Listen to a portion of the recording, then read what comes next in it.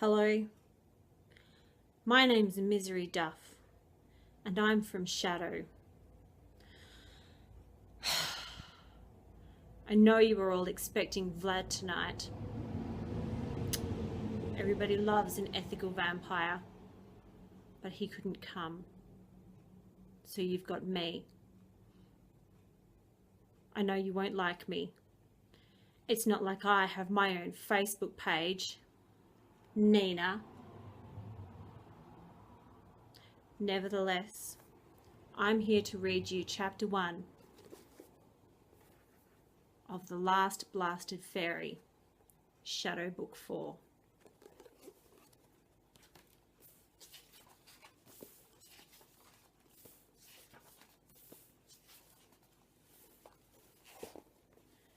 Chapter 1.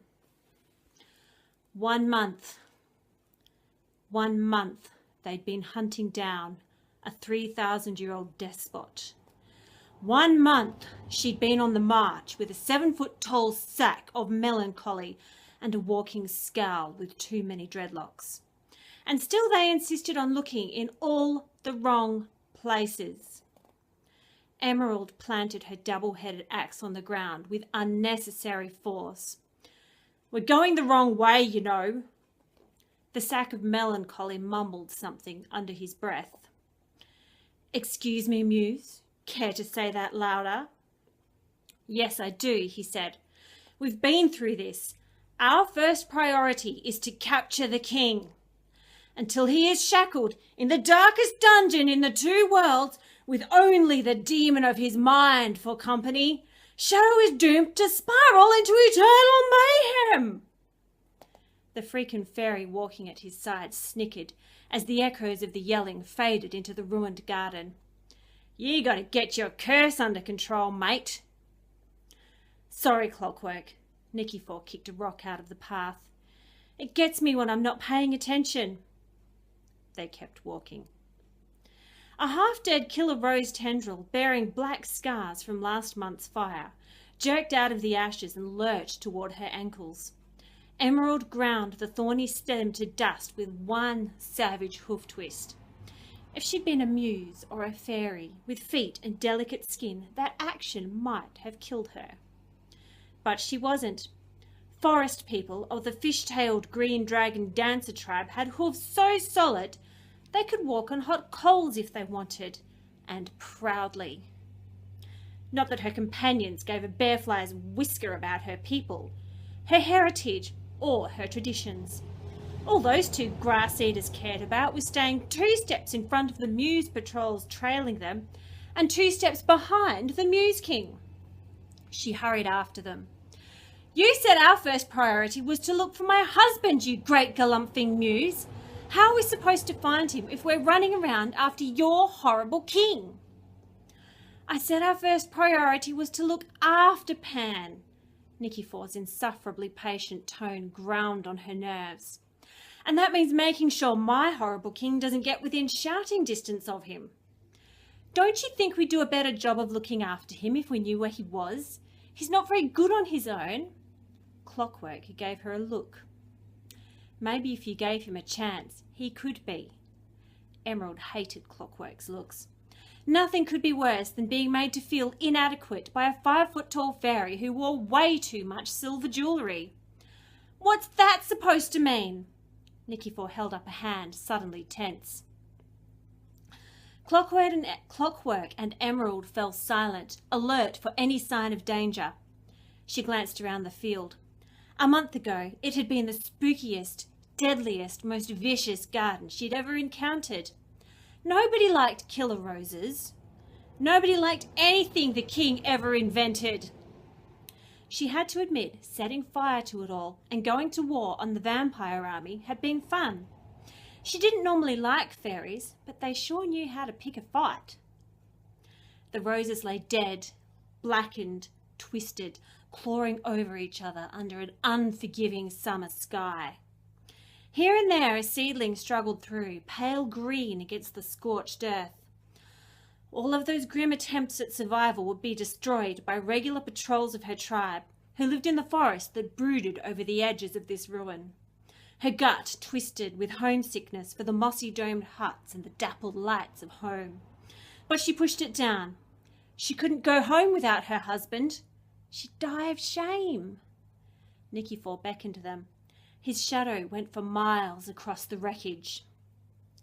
Emerald placed her hooves carefully on the burned ground, one after another, so as not to make any noise. She could match any fairy for silence, even Clockwork, with his gliding gait that barely stirred as much as a leaf. Nikifor's heavy footfall snapped a twig with a shot like a cannon. "What fresh horror is this?" Emerald stepped around him to get a better look. Her breath caught. She forgot about Pan for a whole minute.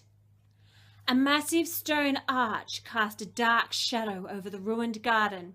She knew that arch. She'd lived next door to it long enough. Heard the tales of its eerie cold and of the things that went on in the castle beyond. The Ishtar clan had smashed the castle to rubble after they'd broken the Muse King's power. She didn't blame them. Bloody fairies had even more cause to hate the king than most. No one had dared touch the arch. Cold seeped in from the base of her hooves, crept up her legs, snagged fish hooks of ice in her fingertips. Her shoulders, the ends of her hair. The arch towered high into the pale summer sky, dark, brooding, insensible of the summer heat. But Emerald could see nothing but the light in the very centre of the ancient monument, held in mid-air by lightning-bright streams of purple fire.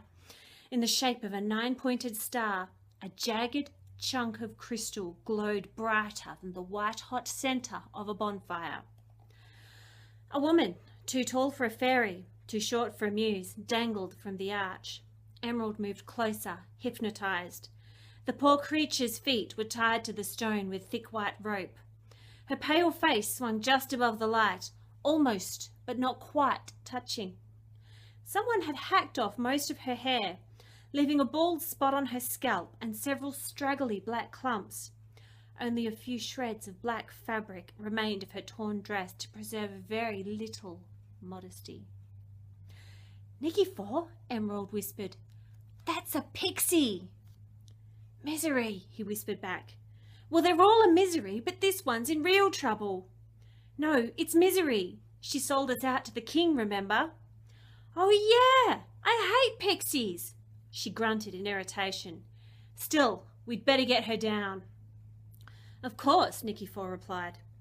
"Then get on with it, you pair of grass-eaters," Clockwork growled.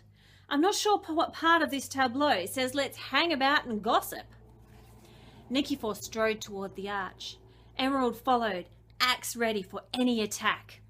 The lack of an obvious guard made every alarm in her body go off like a bucket of milk. That and the whole creepy lightning thing. "What is that shiny thing?" she hissed. "It's a piece of the apple of chaos being used for the kind of mischief even you would have nightmares about," he said. They stopped under the arch, just a few feet from the crackling lights. The heat seared the tips of her arm hairs like tiny needles, burning the skin the arch itself had so quickly turned to ice. Misery heaved a sigh. "Oh, it's you three. Hello." Emerald tilted her head and regarded the creature. "Are you, okay?" "I wouldn't really call it that, but it's to be expected." "Don't worry, my miserable friend. We'll get you down from there." Nikifor's long, thin sword sang from its scabbard. "No, you won't." Misery regarded him dolefully. "It's quite impossible. In fact, if I were you, I wouldn't even try. I wouldn't blame you if you just walked away." A tic developed in Nikifor's left jaw. Emerald had been watching that tic for a month. First the tic, then the temper, then bodies started piling up. "I would not leave anybody in this terrible situation." Misery heaved another sigh, deeper than the first. "I'm sure you mean well, but it's all over for me now. It's no more than I expected.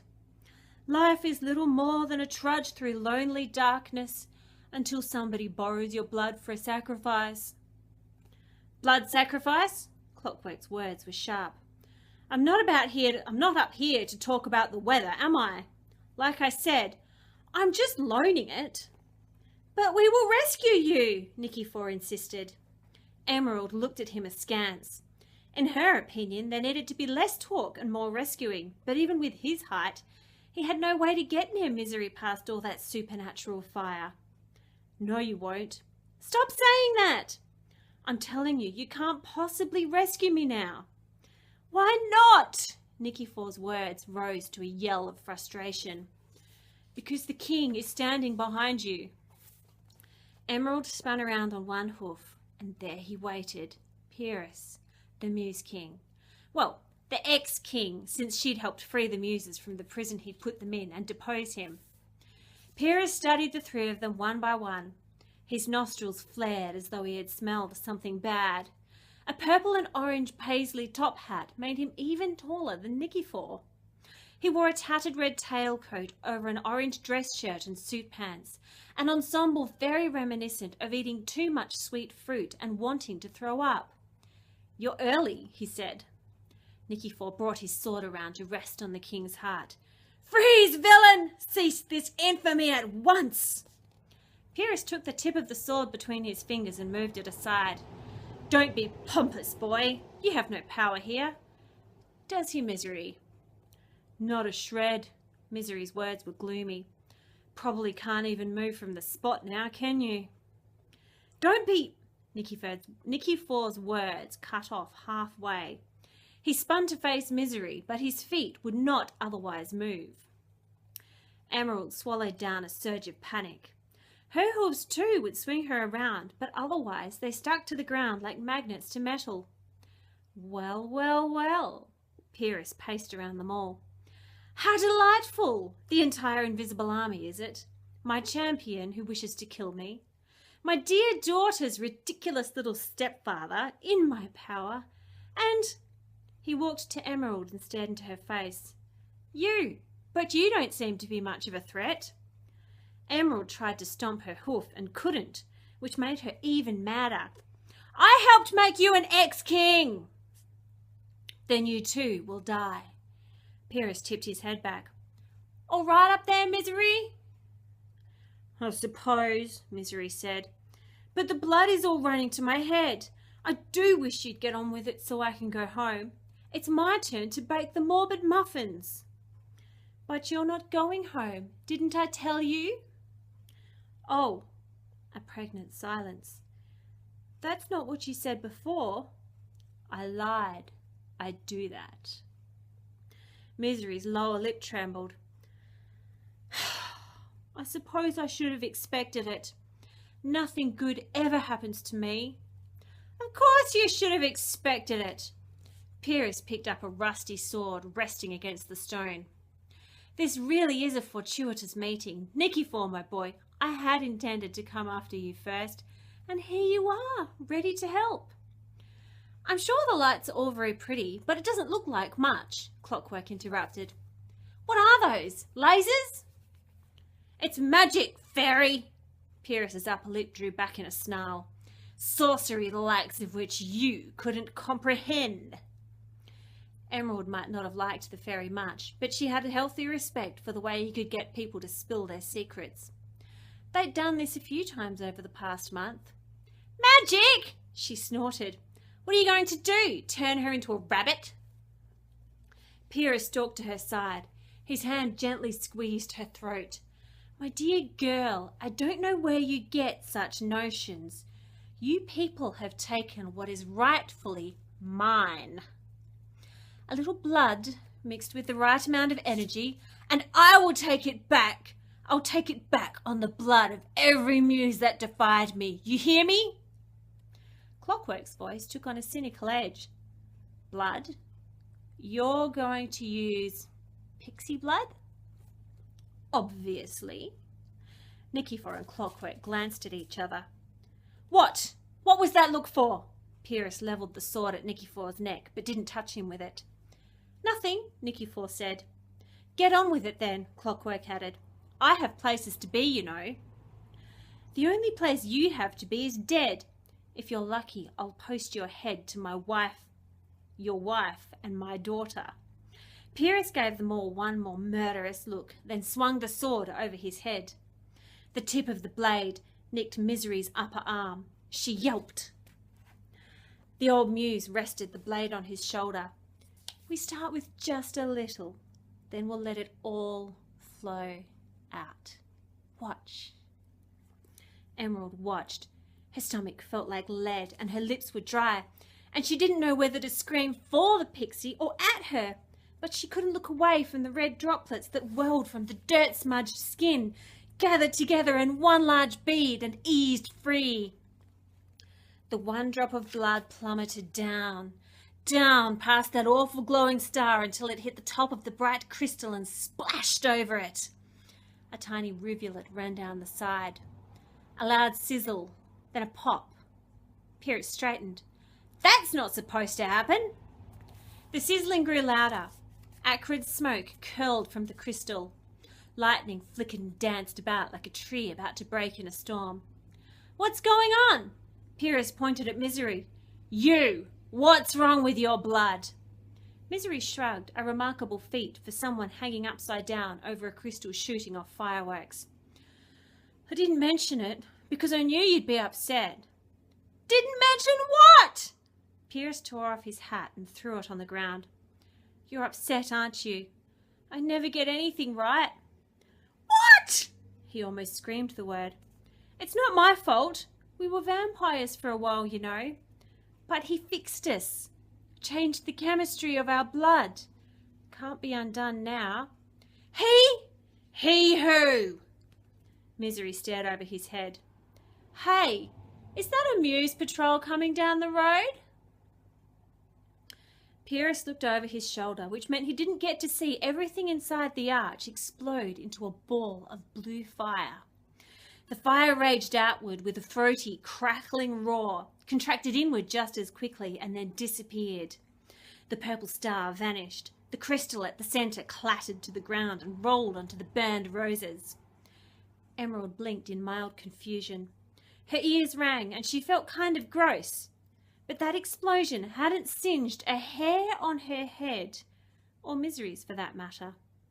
Nikifor and the Muse King, however, both lay unconscious at the foot of the arch. Emerald experimentally lifted a hoof. Oh, good, she could move again. Stupid magic. She looked around for the Muse Patrol, but they were all unconscious several yards away. So, she looked at Clockwork. Why are all the Muses asleep? Clockwork grunted. At a guess, I'd say that old coot is targeting them, probably all of them. And since he messed it up, he's only managed to zap these guys here. But how come we're okay? We're not Muses. Clockwork stomped over to the crystal, picked it up and put it inside his coat. Always knew I liked being a fairy. He glanced over the prone bodies and shook his head. They'll wake up soon, no doubt. I'll be as far away as I can get, since these things tend to drive every Muse in Shadow nuts. He patted his coat. Nikifor knows what to do next. Find my husband? Emerald asked, ever hopeful. Clockwork hesitated. Look, Emerald. What? Never mind, you'll figure it out. He gave her a curt nod and then took off running back the way they'd come. Figure what out? She yelled after him. Silence answered her, then a small cough. She squinted up at Misery. You hurt? Not in ways I'd expect you to understand. Emerald muttered something objectionable under her breath. She picked her way past Nikifor, shoved Pyrrhus none too gently out of her path with her boot, and stopped at throwing distance. Watch your head, she said, then ditched her axe at the ropes. The blade went clean through, bounced off the stone and came twisting back, end over end. Misery uttered a sharp scream and fell in a heap to the ground.